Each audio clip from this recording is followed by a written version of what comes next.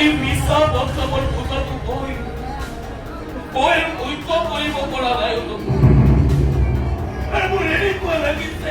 ৰাজনন্দিনী ভ্ৰাম্যমাণ নাট্য দলে লাভ কৰিছে ব্যাপক জনপ্ৰিয়তা। দোলাশাল সভা মহোৎসৱত ৰাজনন্দিনীৰ নাটক চাবলৈ দৰ্শকৰ ভিৰ। অসমৰ যাত্ৰাভিনয় জগতৰ এক অপ্ৰতিদ্বন্দ্বী নাট্য দল হৈছে ৰাজনন্দিনী ভ্ৰাম্যমাণ নাট্য দল। বহুল চৰ্চিত নাট্য দল ৰাজনন্দিনী ভ্ৰাম্যমাণ নাট্য দলে লাভ কৰিছে ব্যাপক জনপ্ৰিয়তা।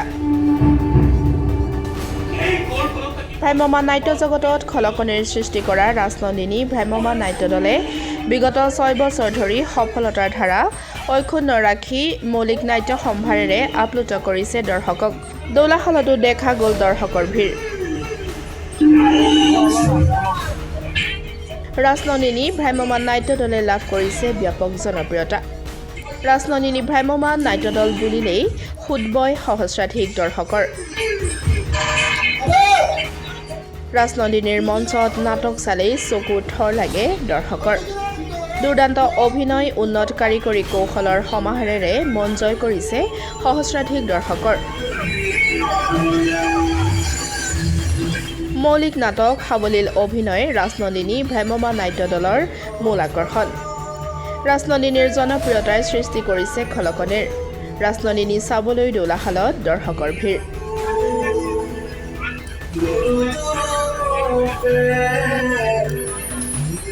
ৰাজনন্দিনী ভ্ৰাম্যমাণ নাট্য দল। সম্প্ৰতি এক বহুল চৰ্চিত নাম ৰাজনন্দিনী ভ্ৰাম্যমাণ নাট্য দল। ঐতিহাসিক সৰ্থেবাৰীৰ পৰা আত্মপ্ৰকাশ কৰা ৰাজনন্দিনী ভ্ৰাম্যমাণ নাট্য দলে বিগত 6 বছৰ ধৰি ধাৰাবাহিকভাৱে লাভ কৰিছে ব্যাপক সফলতা।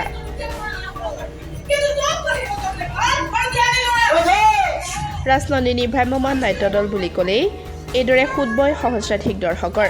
এয়া নলবাৰী জিলাৰ দৌলাশাল সভা মহোৎসৱৰ দৃশ্য।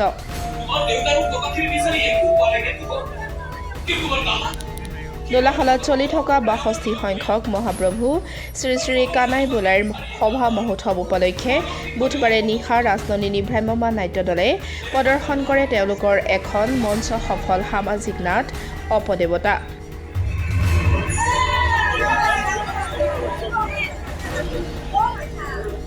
অপদেৱতা চাবলৈ হিলদোল ভাঙি আহিছে দৰ্শক। প্ৰতিখন মঞ্চতে সৃষ্টি কৰি গৈছে উৎসুকতাৰ। চকুৰ পতা নমৰাকৈ দৰ্শকে থৰ লাগি উপভোগ কৰিছে ৰাজনন্দিনী ভ্ৰাম্যমাণ নাট্য দলৰ নাট্যাভিনয়। সুদক্ষ পৰিচালক PJ প্ৰিন্সৰ পৰিচালনা, মুখ্য পৃষ্ঠপোষক নকুল তালুকদাৰৰ পৰিকল্পনা আৰু এডল সুদক্ষ অভিনেতাৰ দুৰ্দান্ত অভিনয়ে দৰ্শকৰ মনত গভীৰ ৰেখাপাত কৰিছে।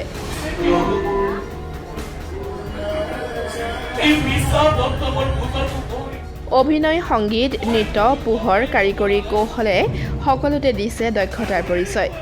আপোচবিহীনভাৱে চলাই গৈছে নাট্য আন্দোলন। একোটা প্ৰাণস্পৰ্শী কাহিনী আৰু নিখুঁত পৰিকল্পনাৰে ৰচিছে সফলতাৰ কাহিনী। ৰাজনন্দিনী ভ্ৰাম্যমাণ নাট্য দলৰ মিডিয়া পাৰ্টনাৰ হিচাপে আছে ডেমক্ৰেটিক আছাম। উল্লেখ্য যে নাট মঞ্চস্থ হোৱাৰ পূৰ্বে দৌলাশাল উন্নতি সাধিনী সভাৰ সম্পাদক বাবুল বণিকই আধৰা উদ্বোধনী অনুষ্ঠানত ৰাজনন্দিনীৰ মঞ্চ উদ্বোধন কৰে দৌলাশাল হাইস্কুলৰ সহকাৰী শিক্ষক জয়ন্ত কুমাৰ দাসে। উদ্বোধনী অনুষ্ঠানত উপস্থিত থাকে ৰাজনন্দিনী ভ্ৰাম্যমাণ নাট্য দলৰ মুখ্য পৃষ্ঠপোষক তথা সদৌ অসম সাংবাদিক সন্থাৰ সাধাৰণ সম্পাদক নকুল তালুকদাৰ।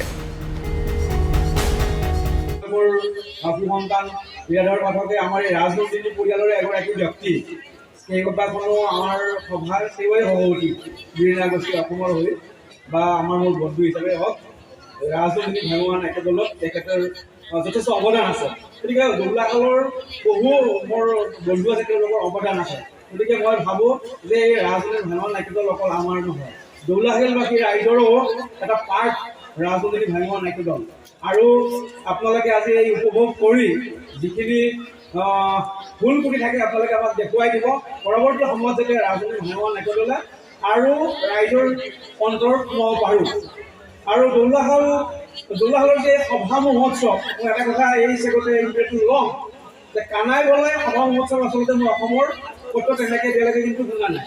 হয়তো ক'ৰবাত কৃষ্ণৰ পূজা হৈছে বা ক'ৰবাত বলৰামৰ হৈছে, কিন্তু বলৰাম আৰু কৃষ্ণৰ দুইটাতে একেলগে যি পূজা অৰ্চনা বা যি সভা মহোৎসৱ সেয়া কিন্তু বিৰল। গতিকে এই যি মহোৎসৱ ইয়াক গোটেই অসমৰ মানুহৰ মাজলৈ লৈ যোৱাৰ কাৰণে এটা পদক্ষেপ গ্ৰহণ কৰিব লাগিব, যাতে সকলো অসমীয়াই জানে যে জংলাশালত কানাই বলাই একেলগে দুই ভাতৃ বা দুই আমাৰ চিৰ আৰাধ্য দেৱতাৰ পূজা অৰ্চনাৰে সভা মহোৎসৱ হয়। গতিকে মই জংলাশালৰ এই সভা মহোৎসৱৰ শ্ৰীবৃদ্ধি কামনা কৰিছোঁ।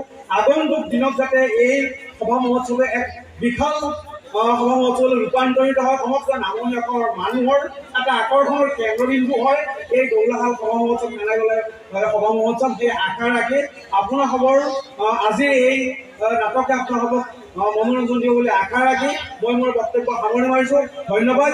জয় অসম।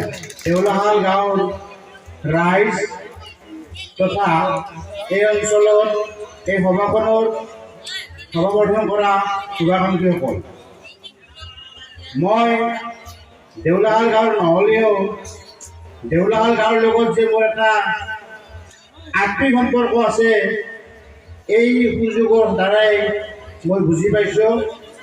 আপোনালোকে প্ৰত্যেকে জানে মোৰ দেউতা স্বৰ্গীয় কেশৱ চন্দ্ৰ দাস এই দেউলাশাল গাঁৱৰ বুলিয়ে বহুতজনে ভাবিছিল। হয়তো নতুন প্ৰজন্মই নাজানিলেও আমাৰ আগৰ 50 বছৰৰ আগৰ মানুহবিলাকে আমাৰ এই গাঁৱৰ মানুহ বুলি ভাবিছিল।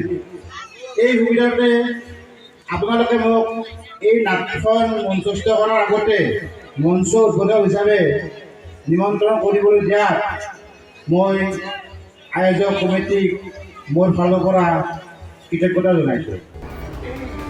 এই কানাই আপোনাৰ সন্দেহ কৰিলে কিয়? এই মিছা বদনামৰ পূজাটো মই সহ্য কৰিব পৰা নাই।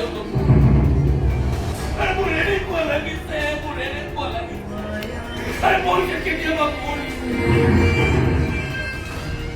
News desk report, democratic Assam.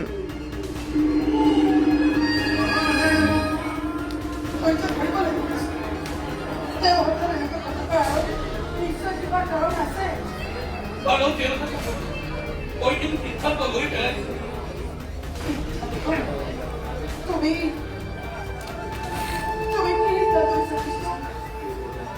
মই আৰু সেই ঘৰখনত কেতিয়াবা সেই ঘৰখনৰ পৰা মই বহুত দূৰলৈ গুচি যাব। সেই ঘৰখনত থাকি মই মোৰ মাতৃতুল্য নহ'ব, মই আৰু বদনামী কৰিব নোৱাৰোঁ। মই মহাত্মা